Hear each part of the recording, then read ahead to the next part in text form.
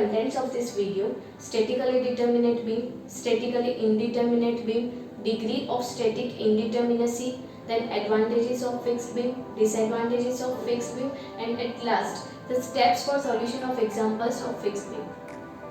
We all know that there are three conditions of equilibrium for any beam. Sigma h is equal to 0, which means sum of all horizontal forces is 0. Sigma b is equal to 0, which means sum of all vertical forces in any beam is 0. Sigma m is equal to 0, the sum of all moments in any beam is 0. Now, the definition of statically determinate beam.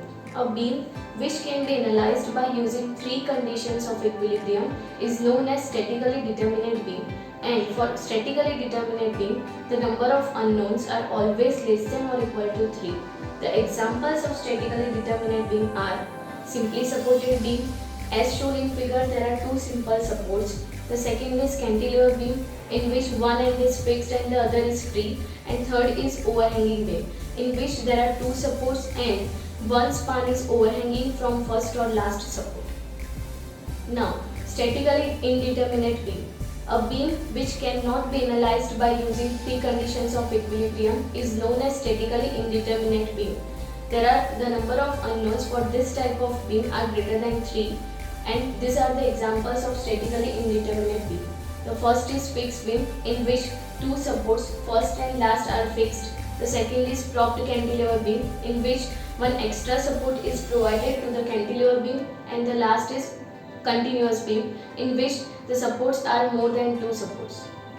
Now, degree of static indeterminacy, which is denoted by SI, is equal to number of unknowns minus number of static equilibrium equations. The number of unknowns are the reaction forces at different supports. For simple support, there are two reaction forces, vertical and horizontal reaction. At roller support, there is only vertical reaction force, and for fixed support, there are three reaction forces, vertical, horizontal, and moment. Now, advantages of fixed beam.